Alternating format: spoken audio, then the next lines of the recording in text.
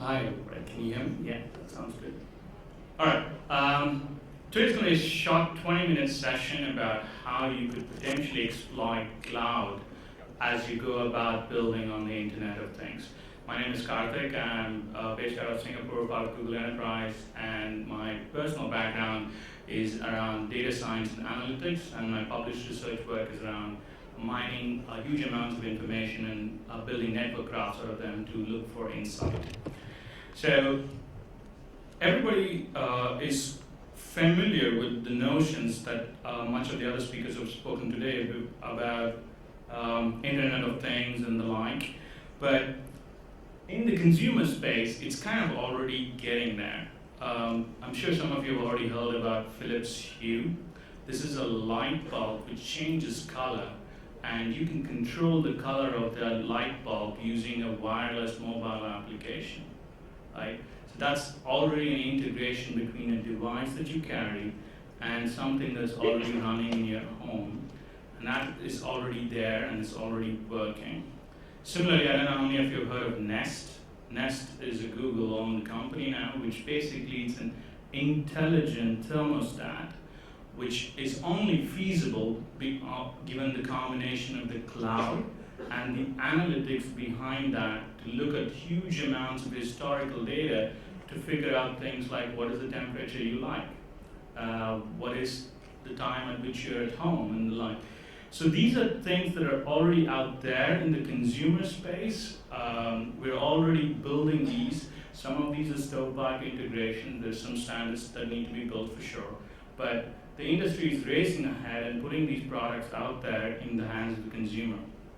And these products are fundamentally possible because we're doing a lot of experimentation by leveraging the fact that computation, network, and storage are effectively utilities right now, right?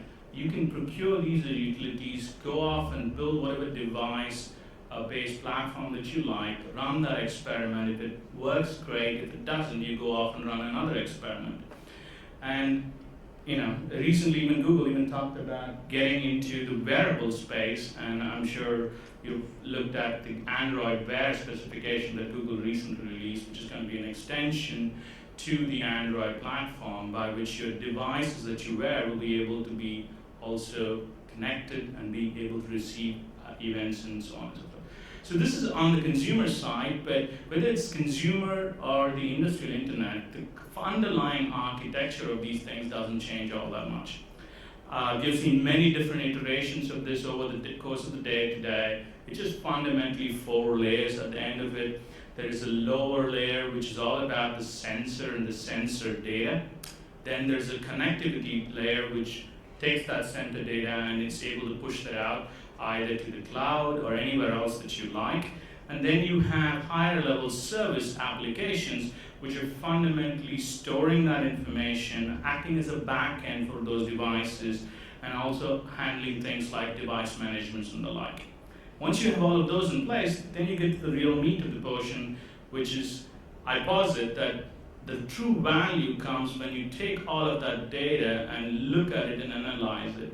The previous speakers have spoken at much length about big data and things like that, but fundamentally there are 2 different kinds of analytics problems that arise out of this. One is this notion of large amounts of data but simple analytics, and the other one is this notion of huge amounts of data but much more complex analytics. For example, one, you can express the question right away, you're just constrained by the volume of the data. In the other case, what you're really constrained by is you don't even know what the question you're asking is. And that's where you get into the notions of clustering analysis and the like. And once you have that analytics layer on top, is then the applications really start to shine. Because it's nothing without all of that data feeding in and you actually deriving meaning from that data that drive the applications. So if you looked at what the key challenges and issues that would arise in each of these layers, I mean, there are several, but I'll just run quickly through them. At the connectivity layer, you have to wrestle with, say, global deployment. So your devices could be globally distributed across the globe. How do I get them all talk to each other at the same time? At the storage level, when you get to the services level, it is huge amounts of data. How do I store them? How do I keep them for long periods of time? How do I go ahead and manipulate that data? And remember that this data is arriving from many multiple locations at the same time. So when you're collecting the data, it's an extremely write-intensive application. You could be streaming huge amounts of inserts right into the system. But when you get to the higher levels, the problem gets a little bit more complicated because you want to do different kinds of analytics to get insight and meaning out of it. And then you both have a velocity challenge if you're looking at real-time analytics, and you also have a volume challenge if you're trying to do deep, complex analytics as well. And that's where truly the power of the cloud platform really comes to play. So on the availability and the data availability and capture side of things, essentially, if you take that architecture and move it to the cloud, everything from the connectivity up, what you end up is a situation where you are no longer constrained by how to store that information. We have customers in the smart meter area who have 400,000 meters streaming somewhere of the order of 20 billion events on a monthly basis. And they don't have to worry about how they go about managing the storage and all of the associated complexity with it, right? And the processing layer, what we are doing and what the cloud actually offers you is the ability to tap on pre-existing repositories and capabilities of both data. In other words, say, take your sensor data and mix it up with some external data source to see what insight that brings. That's one option. The other option is for you to run any kind of complex analytics tools that you want on demand without really having to worry about how to build any of these things. And finally, at the analytics, the consumption side of things, it just makes the whole thing much easier. It's an on-demand model. Again, think of this as running data-driven experiments on a huge amount of information that's coming in. And you could blend and mix in many different modes. And the fact that you can do all of that without having to think about CapEx in your head makes the whole process that much easier. But it all hinges finally on the analytics side of things, because if you have the analytics piece in place, and that's where really you get the value of the Internet of Things. And it's an intersection between big data and real time. Both of those pieces have to work for you to get information and work with that information in the Internet of Things. Now, where does Google as a company fit into this piece? Essentially, Google is built the biggest cloud computing infrastructure on the planet for the last 15 years, right? We are easily the world's largest server manufacturer that doesn't sell a single server. It's all for Google's consumption. If you look at our networking capacity, we are easily, depending on how you do the math, we're either the first or the second largest network provider, ISP in the world. So we have put in a huge amount of effort solving those same challenges that you will encounter as you go about your Internet of Things, right? We were doing big data before the term was invented, and we were doing cloud computing before that term became a sexy marketing term. What we're saying is, we've taken all of that infrastructure, and now we're just exposing them as services to you that you can build any application you want on top of, right? And we fundamentally expose Google, everything that makes Google Google, as 3 different buckets of services. The first would be the computation service, the second would be the storage service, and the third is the analysis service. On the computation side of things, you basically have 2 different kinds of offerings which you provide. One is at the platform as a service level, and others in infrastructure as a service level. In fact, the Philips Hue light bulb that I talked about actually uses our app engine as the back end on the cloud side of things. So it takes advantage of the scale and flexibility that Google provides, and then marries that with the devices. On the storage side of things, there are many different ways you store data. You store data in structured form, you store data in unstructured form, and you store, particularly in the Internet of Things, you want to store data in what we call as a NoSQL write mode.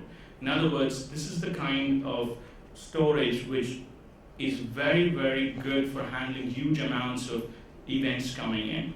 And that's typically the case when you're talking about IoT infrastructure. So it's a lot of data coming in at the same time, and you want an storage infrastructure which can handle that kind of volume. And that's where our cloud data store, which is the NoSQL storage, comes into play. And the last piece, which is the piece that brings out the business value, is the analytics piece, which is BigQuery. So this is basically Google's own analytic tools, the tools that we use internally for our own analysis. For example, in Google, if you went and asked a question, how does an AdWord perform in a geography between this month? And that's a couple of billion rows of data we have to analyze to answer that question. When we went about that problem, there were no tools in the marketplace to help us. We built our own tools to solve those kind of problems. So, for example, BigQuery is being used by the national health systems in the UK, where they process 800 plus terabytes of data and get answers in 30 seconds. It's that same tool that Google uses that's been exposed, so they can just take all of that big data and just go from data to analysis and results without ever having to worry anything about infrastructure. You don't have to build any of these. And so when we talk about global deployment, that's our global network. So each of those is a fiber optic cable that Google owns. The thickness is the amount of fiber pipe that we have. I have customers sitting in Australia running devices in the US, and they don't know any different. In terms of storage performance, that's the number of operations our storage infrastructure performs every month. 6.3 trillion data store operations every month. And that's just considering the external usage. It's not even considering Google's usage, right? And we can handle that kind of load that the IoT actually entails. So we actually ran a use case around this. So in Google I of 2013, we actually ran this project called the Data Sensing Lab. So just a little experiment to show you what is indeed possible. So Google I/O is a yearly conference where we invite all of our key developers to come on to the Google premises, and we talk about the latest products and the roadmaps and the like, right? So we distributed sensors all across that facility, right? And these sensors were measuring things like pressure, ambient temperature, RF frequency, noise levels, etc. And they were forming a mesh network which was then ingesting data into the Google Cloud. So how did that work? Basically, you had all of those distributed sensors pushing data into the Google's compute infrastructure, which was pushing it to the storage, which was then pushing it to our analytics layer, and then you're visualizing the results using the Google tools. So we had about 500 modes distributed all across the conference, which is for a 2.5-day conference. Those 500 nodes formed about 20 mesh networks, and then there were data bursts every 20 seconds pushing information straight into the cloud, right? So once that data arrives in the cloud, the first thing we do is to write that straight into the data store, and then we also push that into our storage infrastructure, and then have our analytics tools then be able to run some analysis on top of that. And then you can snap on any kind of visualization layer if you want on top of this, right? So in this particular case, we use Tableau as a visualization layer, but if you have geospatial data, you can use Google Maps to do the analysis, etc. So here's some interesting stuff that came out of the conference. So this was basically a measure of how many steps were being taken or throughout the 3 days of the conference. And this is basically a time chart visualization of that. So it was interesting that along all the 3 different floors, around the time of the registration period, you could see a huge amount of foot traffic increasing. How did that help us? We could figure out just by analyzing this foot traffic from the different modes, which conferences are going to be sold out, where you needed to put extra additional capacity and seats and everything else, all in just real time, just by looking at the trend along which the foot traffic was increasing. Here's another one where we did analysis between the air quality and the amount of steps, and if you look at the correlation there, there's a fairly good correlation across those days between both air quality and the density or the number of steps that people are taking. Just goes to show the more people you have in one place, the more carbon dioxide that comes out, right? So, and here's one last final one. I love this one, right? So, this is the amount of noise level. And for the most part, the conference was pretty quiet, but on the last day, you saw a huge spike in the amount of noise.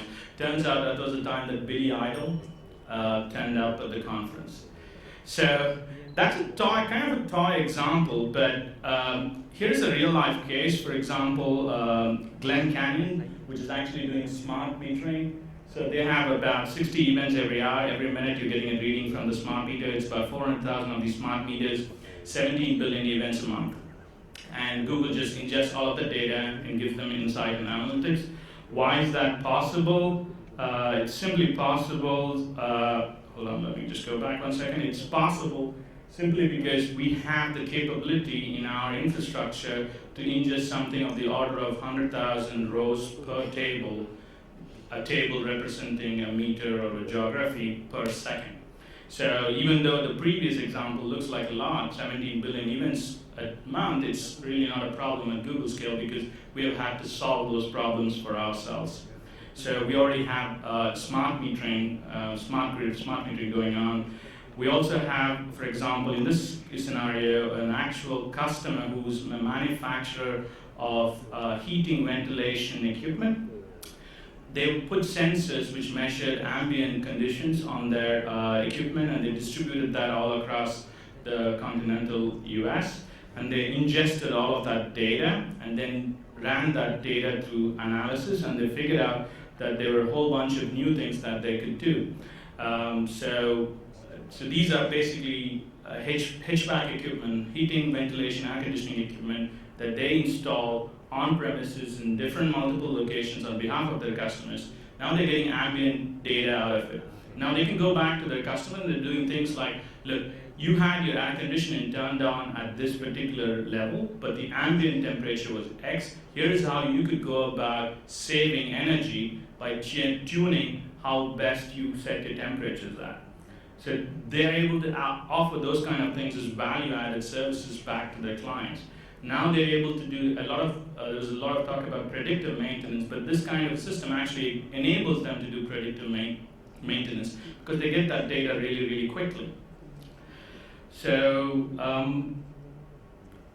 in a nutshell, what I would say is effectively with the marriage of the Internet of Things in the cloud, you effectively abstract yourself away from all of the complexity that lies in building your own infrastructure and systems to make these things possible, right? Just take advantage of whatever cloud infrastructure provider that's out there. Obviously, I would prefer you be on Google, but think about using the cloud first and taking advantage of what the cloud brings to the mix and reduce the time it takes for you to bring your Internet of Things application to the forefront. What we do at Google Cloud Platform is we take that complexity out of cloud application architectures because Google has had to do that for 15 years. Google has been building the most scalable, most efficient, most performant, and highly capable cloud infrastructures because that's what makes Google Google. And we've also developed the tools to analyze huge amounts of data because that's what makes Google Google. Now, the Internet of Things and the explosion in the sensor network is also coming at a time when computation network and storage are also available as services from the cloud. I think there's a very good marriage between these two, and you can take enormous advantage of the power of the cloud along with the value of sensor networks to drive the next generation of applications. Thank you very much.